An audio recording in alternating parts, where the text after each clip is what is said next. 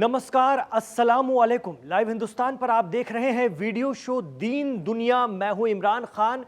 Iran की फौज का, उनकी आर्मी का बयान आ गया है कि अमेरिका को उसकी गलती की सजा मिलकर रहेगी।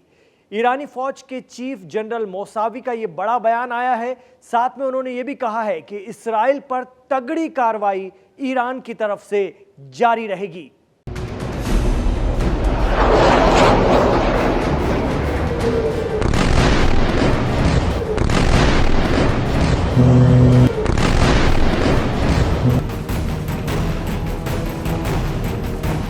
ईरान के जबरदस्त हमलों से पस्त होकर इसराइल ने जंग रोकने का पैगाम पहुंचाया है, लेकिन खबर है कि ईरान ने साफ मना कर दिया है। क्या कहा है वो आपको बताएंगे।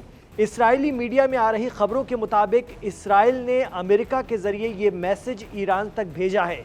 इसराइल को लग रहा है कि 22 जून को ईरानी न्यूक्लियर ठिकानों पर हुए अमेरिकी हमलों से उसका हदफ या लक्ष्य हासिल हो गया है। मीडिया रिपोर्ट बता रही है कि इस बात की जानकारी अमेरिकी अखबार वॉल स्ट्रीट जर्नल के हवाले से इसराइल के अखबार द टाइम्स ऑफ इसराइल ने दी है। खबर में इसराइली और अरब के कुछ जराए का हवाला भी दिया गया है, लेकिन अब ईरान का जवाब भी सुनिए। कहा जा रहा है कि ईरान ने इस पैगाम को मुस्तरद कर दिया है, खारिज कर दिया है।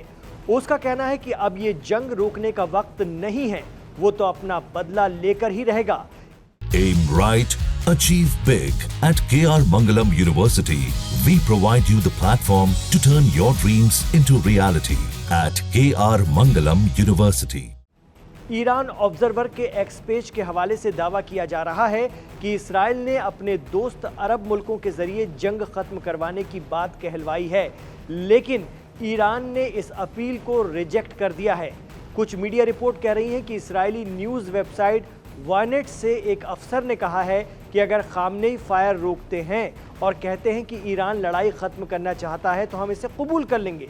लेकिन ईरान ने अभी तक इसराइल के इस बयान का जवाब नहीं दिया है, उल्टा इसराइल की तरफ से आए प्रस्ताव को तुरंत नकार दिया है। 22 जून को अमेरिकी हमले से पहले ईरान कह चुका है कि हमला इसराइल ने शुरू किया था। अगर इसराइल हमले रोक देगा तो हम भी इस जंग को खत्म कर देंगे, हम भी हमले रोक देंगे। लेकिन अब चीजें और बदल गई हैं 22 जून के बाद, जब अमेरिका इस जंग में उतरा है और उसने ईरान की न्यूक्लियर फैसिलिटी पर हमले किए, उन्हें निशाना बनाया।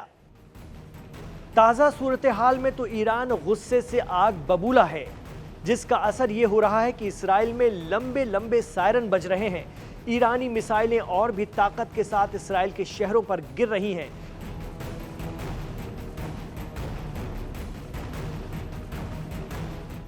इधर ईरानी फॉरेन मिनिस्टर अब्बास अराक्ची ने रूस के प्रेसिडेंट व्लादिमीर पुतिन से मुलाकात करके उन्हें बता दिया है कि हम अपने डिफेंस में, अपनी आत्मरक्षा में ये हमले कर रहे हैं।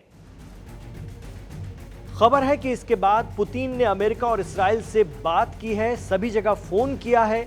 कहा जा रहा है कि रूस ने मीडिएटर बनने की पेशकश की है और इससे जुड़ी तीनों पार्टियों को उन्होंने फोन किया है। इतना ही नहीं, पुतिन ने यह भी कहा है कि अमेरिका ने बेवजह ईरान पर हमला किया है, तो आगे क्या आने वाले दिनों में रूस की तरफ से ईरान के पक्ष में कोई बड़ा कदम उठाया जा सकता है, इस पर भी चर्चा शुरू हो गई है।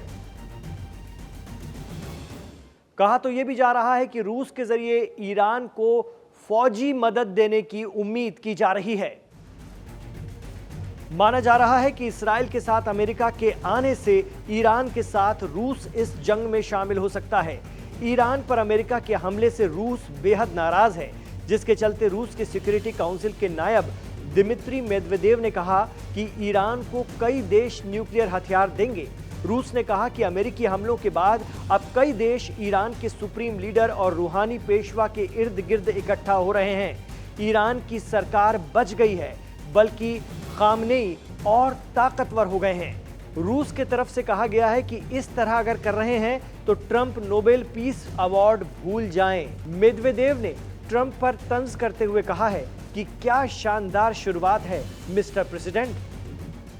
एक्सपर्ट कहते हैं कि ईरान की न्यूक्लियर साइट पर हमला करके ट्रंप ने ईरान को एक बड़ा मकसद दे दिया है और कई कारण दे दिए हैं। हो सकता है कि अब ईरान जिद में आकर न्यूक्लियर बम बना ले, लेकिन इससे पहले ईरान की पार्लियामेंट एक प्रस्ताव या तजवीज़ पास कर गई है, और वो ये कि ईरान फारस की खाड़ी में हुर्मुज़ जलडमरू मध्य या आबनाए हुर्मुज़ को अब बंद करेगा। यानी अमेरिका ने अपने पैरों पर खुद कुल्हाड़ी मार ली है ईरान को सीधे छेड़कर, और ईरान अब अपनाएगा यमन के अंसारुल्लाह का रास्ता। जी हां, जैसे लाल सागर पर यमन के अंसारुल्लाह या हूती जंगजुओं ने इसराइल और अमेरिका के जहाजों के लिए कड़ी बंदिश लगा दी थी और बड़े बड़े हमले करके भी दोनों ताकत हूतियों से रेड सी खाली नहीं करा पाए थे। हालात ये बने कि अमेरिका को आखिरकार यमन के अंसारुल्लाह से सीज फायर करना पड़ा था, क्योंकि उसे हर दिन लाखों करोड़ों डॉलर का नुकसान उठाना पड़ रहा था। अब ईरान स्ट्रेट ऑफ हुर्मुज़ बंद करके उसी रास्ते पर चलने जा रहा है। अगर ऐसा होता है तो अमेरिका, इसराइल समेत कई देशों के इस अहम तेल मार्ग के प्रभावित होने से दुनिया भर में बवाल मच जाएगा। तो यूएस और इसराइल से निपटने के लिए ईरान के पास बहुत अहम, बहुत कीमती चाबी है, और अब वो उस चाबी का इस्तेमाल कर ताले लगाने जा रहा है। स्ट्रेट ऑफ हुर्मुज़ या आबनाए हुर्मुज़ के नाम से जाने जाने वाला फारस की खाड़ी में ये इलाका दुनिया भर में तेल सप्लाई का एक अहम रास्ता है। अब इस पूरे इलाके में फैले IRGC यानी पासदाराने इस्लाम फोर्स की पूरी कोशिश होगी कि कच्चे तेल की सप्लाई का ये रास्ता बंद कर दिया जाए। कहा जाता है कि ईरानी पासदाराने इस्लाम समंदर के अंदर भी है और बाहर भी।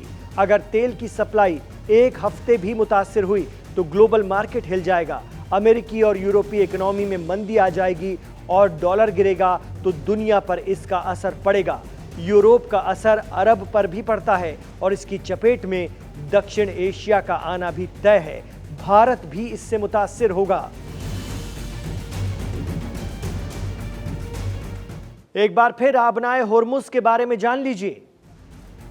दरअसल आबनाए हुर्मुज़ पश्चिम एशिया की एक प्रमुख जल संधि है जो ईरान के दक्षिण में फारस की खाड़ी को ओमान की खाड़ी से अलग करती है। इसके जुनूब में यूनाइटेड अरब अमीरात यानी UAE और ओमान है। तेल इंपोर्ट के नजरियात से ये जलडमरू बहुत अहम है, क्योंकि इराक, कतर और ईरान जैसे मुल्कों का तेल यहीं से आगे बढ़ता है।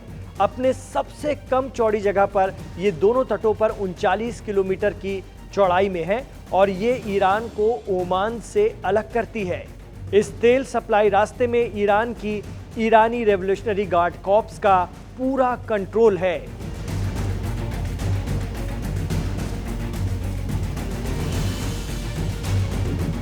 तो जब यमन के हूती या अंसारुल्लाह रेड सी पर 1.5 साल तक कंट्रोल रख सकते हैं और आज भी उनका कंट्रोल है, अमेरिका और इसराइल, ब्रिटेन, इन तमाम मुल्कों ने लाख कोशिशों के बावजूद उस कब्जे को नहीं हटा पाए थे और हालात ये बने कि अमेरिका को हूतियों से समझौता करना पड़ा था, सीज फायर करना पड़ा था। तो ईरान तो उनसे कई गुना ताकतवर है और ईरान अगर इस जगह पर अड़ गया, जिसकी बात उनकी संसद ने, उनकी पार्लियामेंट ने पास कर दी है, बस अब सुप्रीम लीडर के इशारे का इंतजार है। उसके बाद बहुत मुश्किल खड़ी हो जाने वाली है तेल के हवाले से। आप क्या सोचते हैं? क्या अमेरिका ऐसा होने देगा, इसराइल ऐसा होने देगा, या फिर ईरान ये कर गुजरेगा? हमें कमेंट बॉक्स पर ज़रूर बताइएगा। इमरान खान के साथ आप आखिर तक कनेक्ट रहें तो ये भी गुजारिश रहेगी कि हमारे इस वीडियो को लाइक ज़रूर कीजिए, इसे आगे बढ़ाइए, अपने दोस्तों रिश्तेदारों में व्हाट्सएप के ज़रिए इसे शेयर कीजिए। आपसे ये भी कहना चाहेंगे कि हमारे चैनल लाइव हिंदुस्तान को सब्सक्राइब ज़रूर कीजिएगा। हमारे साथ जुड़ने के लिए, कनेक्ट रहने के लिए आपका बहुत शुक्रिया। अपना ख्याल रखिए, अपनी दुआओं में हमें याद रखिए।